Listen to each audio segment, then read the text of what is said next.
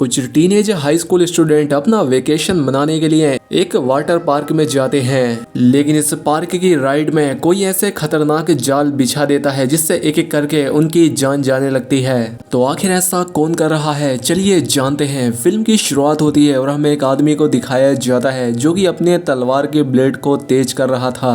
अब वो ऐसा क्यों कर रहा है वो हमें आगे पता लगेगा। इसके बाद हमें एक वाटर पार्क को दिखाया जाता है जहाँ पर हम एक कपल को देख पाते हैं।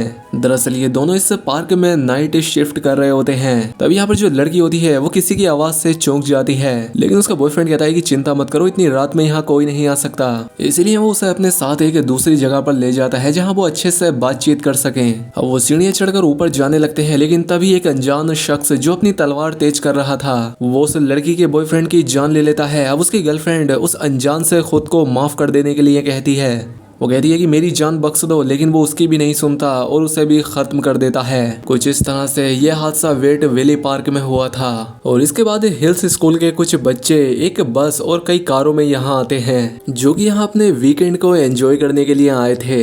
इनमें ब्लेड नाम के एक रॉक बैंड का गिटारिस्ट जोश भी है, जो कि अपने दो साथियों चैड और स्लिम के साथ बैंड में यहाँ आया था। लेकिन इससे पहले वो अपने सामान को वाटर पार्क में ले जाते फील नाम का एक लड़का उन्हें तंग करने लगा। चैड ने अपने दोस्त जोश की मदद करने की कोशिश की, लेकिन फील जल्द ही अपने और दोस्तों को इकट्ठा कर लेता है। ये सब लोग मिलकर उनके बैंड को बुरा भला कहने लगे, साथ ही उनके साथ बदतमीजी करने के साथ उन्हें मारने पीटने की धमकी देने लगे। लेकिन तभी इन लड़कों की जो स्टूडेंट लीडर होती है जिसका नाम एलिस होता है, वो फील को रोक देती है और उसकी इस हरकत के लिए उसने उसकी बहुत बेइज्जती भी की। फिर वो सभी स्टूडेंट्स को बताती है कि 1980 के दशक से इस पार्क की परंपरा को ध्यान में रखते हुए हम इस वीकेंड के एंड में मजा करेंगे, जो कि यहाँ हमारी जिंदगी का सबसे अच्छा पल होने वाला है। उसकी ये बात सुनकर सभी स्टूडेंट्स बहुत ज्यादा खुश हो जाते हैं और अपने सभी प्रोग्राम्स का मजा करने के लिए निकल पड़ते हैं। वो अगले कई दिनों तक यहाँ रुककर काफी मजा करते हैं, शराबें पीते हैं। वहीं दूसरी तरफ उस ब्लेड नाम के रॉक बैंड के जो मेंबर थे वो उस पार्क के पास अपना सभी सामान लाकर उसे यहाँ जोड़ने लगे। लेकिन तभी इस पार्क का चौकीदार कॉनरेड यहाँ आता है। उसने उन्हें यहाँ इनका सेटअप लगाने के लिए बिजली के केबल उन्हें उधार दिए और साथ ही बैंड के मेंबर से कहा कि तुम कोई भी पुराना गाना यहाँ मत बजाना, मुझे उससे नफरत है। जोश बताता है कि हमारा बैंड क्लासिक 80 के दशक का रॉक बजाता है और उन्हें वो काफी पसंद आएंगे। अब कॉनरेड इनसे बात करने लगता है। वो बताता है कि वो पिछले काफी सालों से यहाँ काम कर रहा है। कॉनरेड बताता है कि जब ये पार्क 80 के दशक में खोला गया था तो इसे उस समय का सबसे फेमस पार्क माना गया था। हालांकि यहाँ हुई कुछ बुरी घटनाओं ने इसे शहर में बदनाम कर दिया, जिसके बाद इस पार्क का यूज करना यहाँ रहने वाले लोगों ने तेजी से कम कर दिया। हालांकि कॉनरेड ने यह भी बताता है कि यहाँ पर जो भी हुआ वो सिर्फ एक्सीडेंट थे, कुछ जानबूझकर नहीं हुआ जैसा कि रिपोर्ट्स का कहना है। लेकिन फिर भी कॉनरेड यहाँ पर जोश और उसके साथियों को अलर्ट रहने के लिए कहता है। खैर अब जोश जब यहाँ काम कर रहा होता है तो उसकी नजर किम पर पड़ी, जो कि जोश की एक्स थी और वो यहाँ टॉमी के साथ लाइफ गार्ड का काम करती थी। जब ये दोनों यहाँ पर आपस में बात कर रहे थे तो किम का जो करंट बॉयफ्रेंड था वो ये देखकर जेलस होने लगा। अगले सीन में हमें जोश के फादर माइकल को दिखाया जाता है, जिन्हें उसका कॉल आता है। वो उन्हें जबरदस्ती उसकी परफॉर्मेंस देखने के लिए बुला रहा था। इसके बाद हम एक और कैरेक्टर को देखते हैं जिसका नाम प्रिसिला होता है और वो भी इन्हीं बच्चों के स्कूल से 1992 में ग्रेजुएट हुई थी। सभी लड़के प्रिसिला को ताड़ रहे थे कि तभी फील्स ने अगर उनसे कहा कि प्रिसिला हर साल एक ग्रेजुएट को चूज करके उसके साथ फिजिकल होती है। अब यहाँ पूल में ये सभी टीनेजर्स राइड के मजे ले रहे थे, लेकिन इस पार्क का जो मेन अट्रैक्शन था वो एक बहुत ही लंबी और ऊंची स्लाइड थी। ये एक टनल जैसी थी। यहाँ पर सब कुछ एकदम बेहतरीन चल रहा था कि तभी कुछ लड़के हाथ में बियर की बोतल लेकर स्लाइड करने का डिसाइड करते हैं। लेकिन इनका ये फैसला जल्द ही गलत साबित होता है, क्योंकि स्लाइड के वक्त दो लड़के आपस में टकराकर उससे काफी घायल हो गए। अब इस हादसे की वजह से पूल में चारों तरफ कांच और खून फैल गया, जिसके बाद इस पूल का मालिक पॉल यहाँ आता है और इन दोनों लड़कों को पूल से बाहर निकलवाकर उनका इलाज करवाया। जिसके बाद कॉनरेड को पूरे पूल को साफ करने की जिम्मेदारी दी गई। वहीं दोपहर में किम और टॉमी की मुलाकात फिर से जोश से हुई। जोश इस वक्त अपने फ्रेंड्स चैड और स्लिम के साथ बैठा था। जोश के फ्रेंड टॉमी से कोड एक्सटेंशन के बारे में पूछने लगे और इसीलिए वो उसे अपने साथ लेकर यहाँ से चले गए। जब वो स्पीकर और माइक्रोफोन सेट करने में बिजी होता है तो यहाँ पर जोश को मौका मिलता है टिम के साथ वक्त बिताने का। अब टिम के पीछे जोश और किम एक दूसरे के काफी करीब आ जाते हैं। वहीं दूसरी तरफ जोश के फादर प्रिसिला के साथ एक डिनर डेट पर आए हुए थे। प्रिसिला और माइकल यहाँ आपस में बातें करते हैं, लेकिन वो क्या बातें कर रहे थे ये हमें पता नहीं लगता। दरअसल प्रिसिला उस वाटर पार्क का जो मालिक पोल था उसकी वाइफ है और माइकल इस एरिया का एक अमीर इंसान। वहीं दूसरी तरफ रात में जोश और किम इस तरह से चलकर आते हैं जैसे उनके बीच कुछ हुआ ही ना हो। वो सब कुछ नॉर्मल दिखाने की कोशिश कर रहे थे, लेकिन जोश के एक क्लासमेट ने उन्हें साथ देख लिया था। अब जोश के परफॉर्म करने का टाइम हो रहा था, जिसके बाद ये सभी स्टूडेंट्स 80 के दशक के म्यूजिक पर परफॉर्म करने लगे। सबके सब सीनियर्स इस ब्लेड रॉक बैंड को यहाँ एंजॉय करने लगे। किम यहाँ पर टीम को ये जताने की कोशिश करती है कि जोश के बैंड का परफॉर्मेंस कुछ खास नहीं है। अब यहाँ पर माइकल और प्रिसिलिया भी पहुंच गए थे, लेकिन टॉमी अभी इस बात से अनजान था कि उसकी गर्लफ्रेंड किम ने उसे चीट किया है। लेकिन किसी सीनियर ने किम और जोश को रिकॉर्ड कर लिया था, तो वही रिकॉर्डिंग सीनियर्स के ग्रुप में सेंड कर देता है। उस रिकॉर्डिंग को टॉमी ने भी देख लिया और गुस्से में जाकर स्टेज पर जोश को पीटने लगा। टॉमी गुस्से में इन सभी से कह देता है कि तुम सब लोग मरोगे। दूसरी तरफ प्रिसिला भी अपने हस्बैंड पोल को इरिस के साथ पकड़ लेती है और ये वही लड़की है जिसे हमने फिल्म की शुरुआत में देखा था।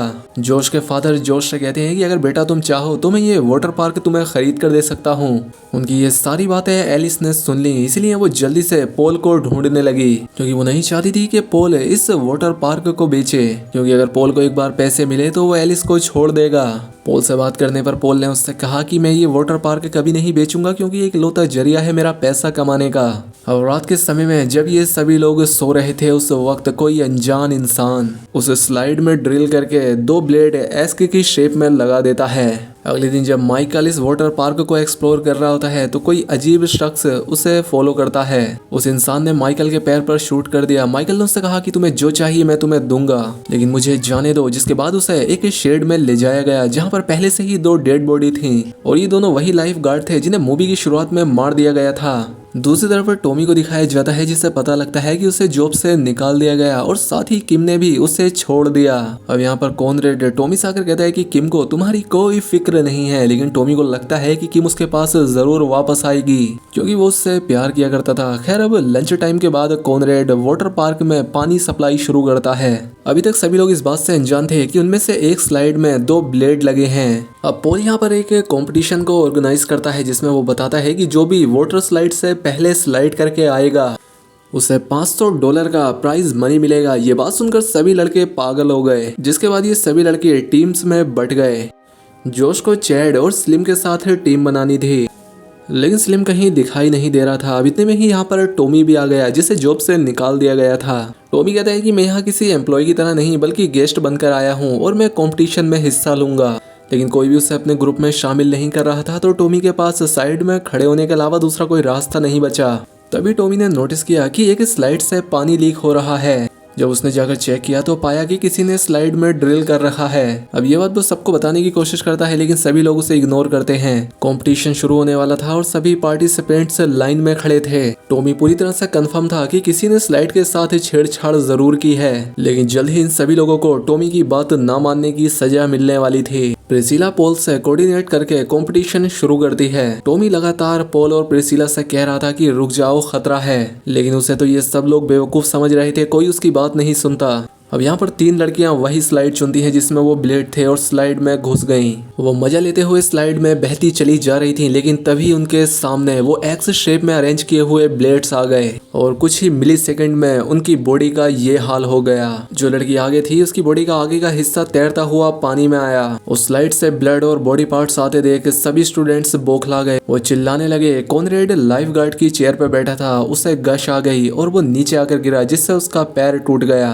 वो जल्दी से प्रिसिला से कांटेक्ट करके ये कंपटीशन रोकने को कहता है, लेकिन उसी वक्त उसका वॉकी टॉकी खराब हो गया। प्रिसिला को कुछ सुनाई नहीं दे रहा था। वहीं दूसरी तरफ टॉमी से तंग आकर उसे भी कुछ लड़के उस स्लाइड में धक्का दे देते हैं। टॉमी को भी सामने वो ब्लेड्स दिखे, लेकिन किसी तरह से उसने खुद को रोक लिया। उन 3 लड़कियों में से 2 लड़कियां अभी भी वहां फंसी थी, उनकी सांसें चल रही थी। ब्लेड्स की वजह से वो काफी जख्मी थी। अब टॉमी प्रे करता है कि कहीं उसके बाद कोई और स्लाइड में ना जाए। अब प्रिसिला ने क्योंकि कुछ नहीं सुना था, इसलिए वो पोल को जाने को कहती है। पोल 2 लड़कियों के साथ नीचे जाने लगा, लेकिन थोड़ा आगे जाने पर वो रुक गया और बाकी 2 लड़कियां नीचे चली गईं और उन 2 लड़कियों के साथ बेचारा टॉमी भी खत्म हो गया। अब जल्दी से जोश स्लाइड पर चढ़कर पोल को नीचे जाने से रोकने के के लिए उसका हाथ पकड़ लेता है। कोई फायदा नहीं होता, पानी का बहाव इतना तेज था कि पोल वहाँ रुक ही नहीं पाता और उसके साथ भी वही होता है जो बाकी 5 लोगों के साथ हुआ। ये देख कॉनरेड ब्रैड, चैड और किम्बरली को पानी बंद करने के लिए कहता है और उसकी बात सुनकर जब किम्बरली स्विंग का पानी बंद करने जाती है तो उसे यहाँ पर उन दोनों लाइफ गार्ड्स और माइकल की बॉडी भी मिलती है, जिसे देखकर वो बहुत डर जाती है। दूसरी तरफ जोश ऊपर आकर बाकियों को नीचे जाने से रोकता है, लेकिन वो सब फिल के दोस्त थे और जोश की बात को नजरअंदाज करते हुए उनमें से जो फिल था वो ब्लेड वाली स्विंग में चला गया